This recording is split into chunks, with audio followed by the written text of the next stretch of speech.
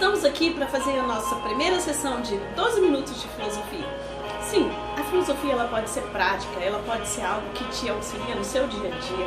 Apesar de aqueles caras terem falado coisas tão difíceis e que muitas vezes você não entende, e falado coisas que talvez você ache assim, pô, velho, isso não tem nada a ver comigo hoje, tá?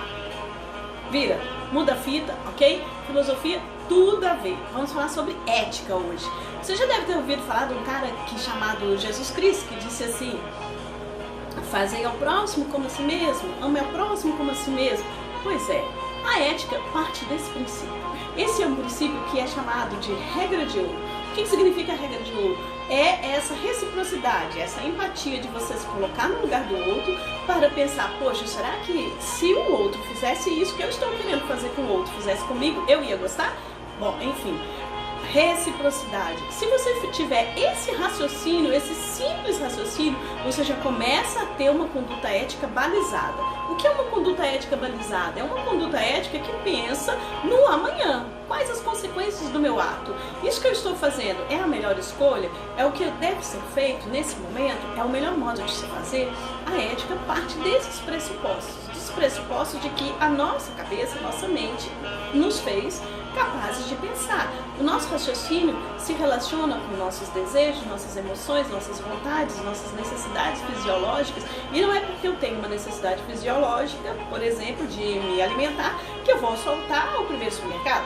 Enfim, isso nos mostra que existe uma razão prática, aquela que nos faz viver de uma forma específica em cada momento da nossa vida. Enfim, não foi só Jesus Cristo que falou essa coisa da regra de ouro, Confúcio também falou. Em várias religiões, em várias culturas, nós encontramos a regra de ouro. Então, o que a regra de ouro nos ensina? Fazer ao outro o que gostaria que ele fizesse a você. Ela ensina o primeiro princípio básico da ética. A ética pressupõe a relação eu, outro e mundo.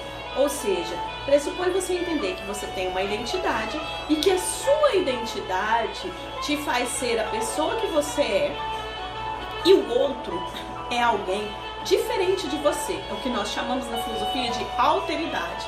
Como assim? Bem assim mesmo. Você quando encosta em alguém, ou quando vê alguém, ou quando esbarra numa cadeira, sei lá, no móvel da sua casa, você sabe que aquilo ali é um ser, alguma coisa que não é você. Pelo toque, pela visão, pela audição e pelas percepções que nós temos na nossa vida. Enfim, nós conseguimos perceber que existe algo que não somos nós mesmos. E nós nos relacionamos com esse algo. E a ética é exatamente o que pressupõe essas relações. O primeiro princípio é, eu só posso falar de ética porque o ser humano ele tem uma capacidade de pensar sobre essa relação com o outro. E observem que é eu, outro e mundo. Mundo se refere a todo o ambiente que nos cerca. Nós vivemos em um lugar que não é só o nosso corpo físico. Nós estamos rodeados de coisas, sejam coisas construídas de um ambiente artificial humano, seja coisas que são naturais. Então, estas coisas, como seres vivos, que estão presentes na natureza, ou até mesmo esse ambiente que nós estamos aqui, o ambiente virtual, tudo isso refere-se a um mundo de relações. Então eu também me relaciono nesses meios. Por isso que quando eu, por exemplo, posto algo nas redes sociais que é ofensivo, e se isso ganha uma proporção de criminalidade, eu posso ser penalizado por isso. É por isso que se fala, inclusive, de ética para a inteligência artificial, porque existe um limite até para os próprios algoritmos em relação à relação deles com o ser humano, com eles mesmos, que eles podem proporcionar para a sociedade, em termos de influência. E é por isso que nós vivemos vários dilemas hoje em relação às questões da ética. Então, perceba, a ética envolve uma relação. Então, a ética, ela pressupõe um dever ser, ou seja, como devem ser essas relações. Então, os grandes filósofos da humanidade, eles pensavam sobre esse campo. Este é o campo da ética, é o campo de pensar o dever ser.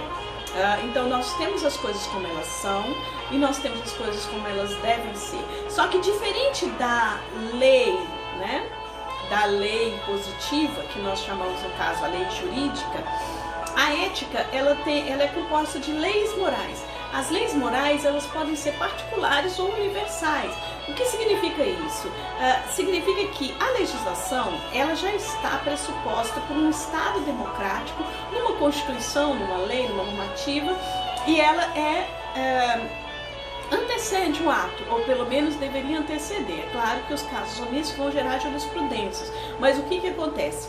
Aquilo que é escrito já na lei anteriormente já prevê também uma sanção, caso a pessoa ela vá contra aquele ato. Então isso significa que no âmbito jurídico a lei positiva ela tem uma função bipolar, também relaciona ao outro, mas ela é atributiva. Por exemplo, pago aluguel, tenho o direito de morar onde ou usar um imóvel alugado e vice-versa. E então a pessoa também é obrigada a me ceder aquele imóvel. Enfim, isso significa que na legislação já está tudo dominado, já está tudo ligado, não tem como você fugir, não é isso? Existem inclusive os aparatos legais para fazer que você cumpra a lei. Mas na ética não, na ética é diferente. A ética ela é bilateral, mas ela não é atributiva, ou seja, se você ajudar aquela senhora a carregar as compras dela do supermercado até o ponto de ônibus mais próximo, isso não significa que ela tenha que te retribuir algo por isso, porque a ética ela não é uma bilateralidade atributiva. Muitas pessoas você já fez o bem a elas e elas não sequer te agradeceram, foram ingratas, saíram da sua vida, fizeram o mal para você. Isso tudo é perfeitamente possível no campo da ética. Então o que te motiva a ser uma pessoa ética? O que te motiva a fazer o que é melhor e não o que é o pior? O bem. E aí os vários pensadores da humanidade, os vários filósofos, eles vão dizer que o bem é uma determinada coisa. Por exemplo, Platão vai dizer que o bem, ele é em si mesmo. E para ele, o bem está no mundo das ideias. Tanto que Santo Agostinho, durante a Idade Média, ele pega essa mesma ideia de bem de Platão e vai dizer que essa ideia de bem é Deus. Ok? Bom, Kant vai dizer que esse bem é o dever. E assim, cada pensador vai colocar esse bem como sendo algo, né? Algo o qual nós temos como propósito. Por exemplo, Epicuro vai dizer que é a felicidade. E assim, cada filósofo vai colocar o bem como uma realidade. Os filósofos contemporâneos, eles vão dizer que não é possível encontrar essa essência desse bem. E aí tornam essa discussão um pouco mais circunstancial e relativa. Tanto que os filósofos adeptos do relativismo, eles acreditam que o bem ele é definido conforme a categoria tempo e lugar. Ou seja, depende do contexto histórico e depende do contexto social. Essa é uma das possibilidades de se pensar o bem também. A religião, por exemplo, ela vai pensar o bem a partir de um dogma de fé, ou seja, algo que a pessoa crê e que não pode mudar. Isso também é uma forma de ver o bem. Por isso que a ética e a religião estão muito próximas, mas são campos de estudos diferentes. Hoje nós temos uns grandes desafios na ética contemporânea que dizem respeito à ética ambiental, à bioética, à biotecnologia. Por quê? Porque existem alguns usos da ciência e alguns usos dos elementos da natureza que têm nos levado a discussões sobre a escassez dos recursos naturais. E isso pode acontecer. Então, surgem outros campos da ética na contemporaneidade, onde a ética se torna um pouco mais científica e menos especulativa, onde as pessoas, para emitir pareceres sobre questões éticas, elas partem de dados, de fatos. Os fatos nos revelam o que a gente pode ou não afirmar em relação a alguma coisa no campo da ética. Enfim, estas são as várias possibilidades de você pensar a ética. Retomando então, a ética pressupõe a relação eu, outro e mundo. Então, as relações, a relação de alguém com um outro, e esse outro pode ser um ambiente que nos cerca. Por isso que, dentro da concepção grega, na antiguidade, a ética já pressupunha o ambiente, já era uma ética ambiental. A ética já pressupõe a política, porque já pressupunha a cidade.